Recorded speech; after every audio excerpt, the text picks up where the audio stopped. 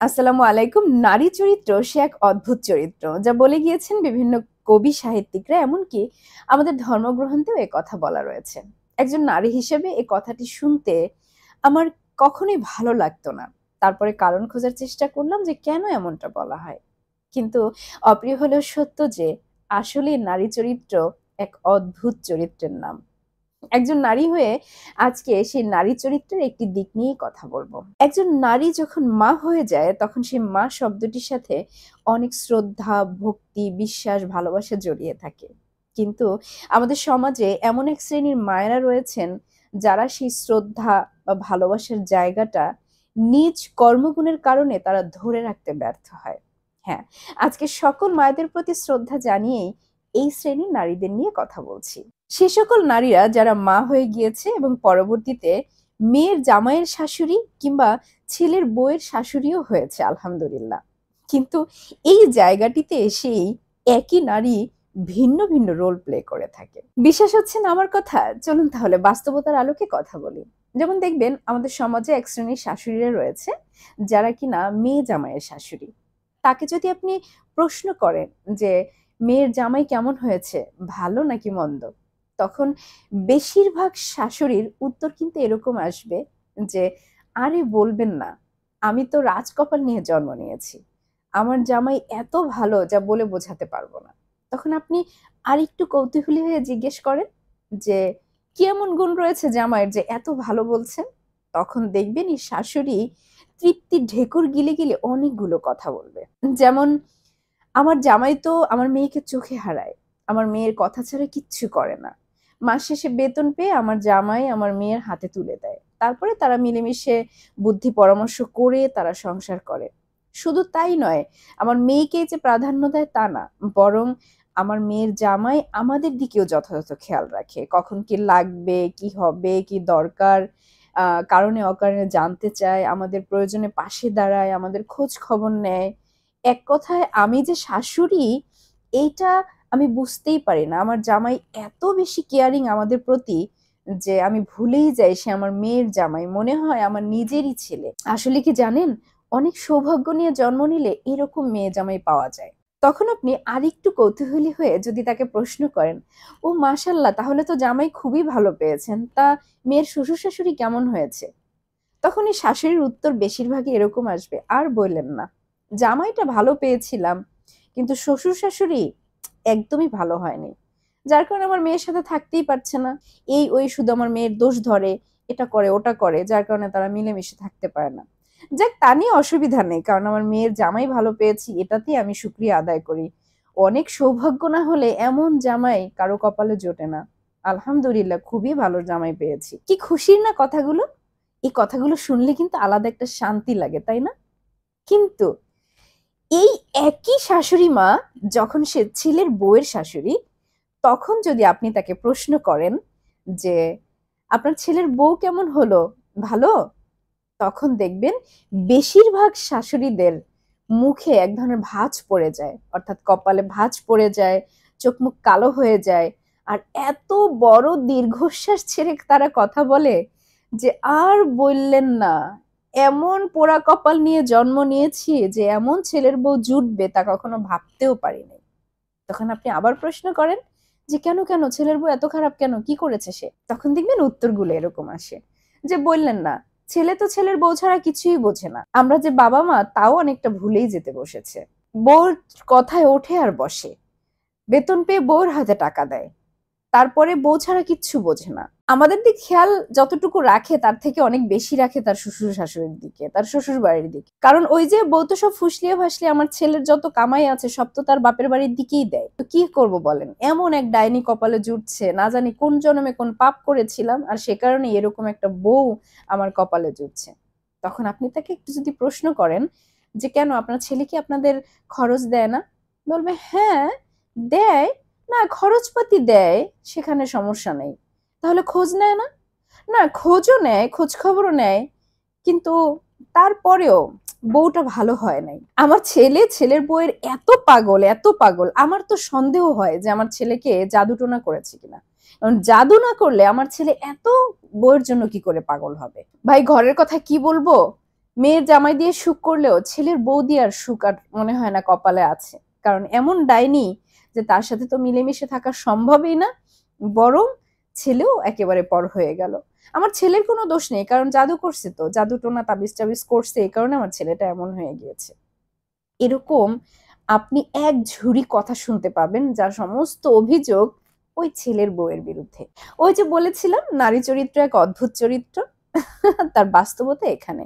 দেখুন, যে শাশুড়ি মা তার মেয়ের জামাই তার মেয়েকে চোখে হারায়, তাদের জন্য অনেক কিছু করে, মেয়ের কথায় উঠে আর বসে, বেতন পেয়ে মেয়ের হাতে দেয়, এই দৃশ্যগুলো, এই ঘটনাগুলো যেই শাশুড়ি মার কাছে একদম সোনায় সোহাগা ছিল, সে সৌভাগ্য নিয়ে জন্ম নিয়েছিল, তার তৃপ্তির একটা ঢেকুর সে গিলে গিলে আপনাকে এই কথাটা বলেছিল, সেই একই শাশুড়ি মা, সেই একই ঘটনা যখন ছেলের বউয়ের বেলায় ঘটছে, অর্থাৎ তার ছেলে যখন নিজ স্ত্রীর সাথে এই কাজগুলো করছে, তখন কিন্তু এই শাশুড়ি মার কাছে এই মেয়ে হয়ে গেল ডাইনি। ওইদিকে জামাই করেছিল বলে জামাই একেবারে আকাশের চাঁদ, সৌভাগ্যের প্রতীক। কি হাস্যকর না ব্যাপারটা। এবং দেখবেন এই শ্রেণীর শাশুড়িরা ছেলের বউয়ের সাথে বা ছেলের সাথে এক সংসারে বেশি দিন টিকে থাকতে পারে না, যদিও বা থাকে তাহলে খুব ঝগড়াঝাটি, অশান্তি এগুলো লেগেই থাকে। আর তখন এই শ্রেণীর শাশুড়িরা দেখবেন যে মেয়ের জামাই অর্থাৎ মেয়ের বাড়িতে গিয়ে থাকতে বেশি স্বাচ্ছন্দ্য বোধ করে। তাকে যদি প্রশ্ন করেন যে আপনার মেয়ের শাশুড়ি কি আপনার মেয়ের সাথে থাকে, বলবেন না না না, কি করে থাকবে, মেয়ের শাশুড়ি তো ভালো না। তখন কিন্তু মেয়ের শ্বশুর শাশুড়ি খারাপ হয়ে যাচ্ছে, আর তিনি খুবই ভালো শাশুড়ি হচ্ছেন, তাই তিনি মেয়ের সাথে থাকছেন, কিন্তু ছেলের বৌমার সাথে মিলেমিশে তিনি থাকতে পারছেন না। আরো একটা লক্ষণ দেখবেন এই শ্রেণীর শাশুড়িদের মধ্যে, যে নিজের মেয়েকে তেমন কিছু দিবে না, মেয়ের জামাইটা শুধু ভোগ করবে, কিন্তু নিজের ছেলের বউকে বারবার কিছু হলে না হলেই বলে বাপের বাড়ি থেকে নিয়ে আসে কেন, বাপের বাড়ি থেকে নিয়ে আসে না কেন, নিজে কেন নিয়ে আসে না। মানে এক ধরনের ওই আধুনিকতার যে যৌতুকের যে রূপটা আছে না, অর্থাৎ যৌতুক চাওয়া, ভিক্ষা চাওয়ার যে একটা ব্যাপার থাকে, এটা এই শ্রেণীর শ্বশুর শাশুড়িরা অনেক বেশি করে থাকে। কিন্তু নিজের মেয়ের বেলায় কিন্তু সেরকম তারা কিছু দিতে অভ্যস্ত না, বরং জামাইয়েরটা খেতে অভ্যস্ত। অপরদিকে নিজের ছেলের বউয়ের জীবনটা এমন ভাবে অতিষ্ঠ করে তোলে যে একেবারে একটা জাহান্নামের শাস্তি ওই বউটি ভোগ করে থাকে। নট অনলি দ্যাট, এই শ্রেণীর মায়েদের যে ছেলেরা, সে ছেলেরাও কিন্তু ভালো থাকে না। কারণ যখন এই ধরনের অশান্তি পরিবারে বিরাজ করে মা এবং স্ত্রীর মধ্যে, তখন এই ছেলেগুলো সব থেকে বেশি অসহায় হয়ে পড়ে। তারা গলা কাটা মুরগি যেমন ছটফট ছটফট করে, ঠিক একইভাবে এই ছেলেগুলো না পারে মাকে সামলাতে, না পারে বউয়ের সাথে ভালো থাকতে, তখন এরা এক প্রকারের মৃত লাশের মতো সংসার জীবনে বেঁচে থাকে। আর এই ধরনের যুদ্ধক্ষেত্রটা তৈরি করে থাকে ওই শ্রেণীর শাশুড়িরা।